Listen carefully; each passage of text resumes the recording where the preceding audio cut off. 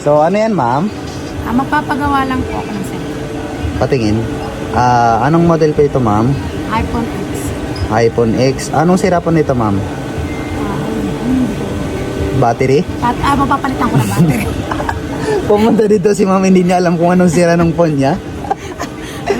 Sige, check natin. So, as you can see guys, 64 yung maximum ng capacity ng battery health. So, pag pinalitan na po namin to is 62, magiging 100% po yung battery life. So, palitan natin ng bagong battery.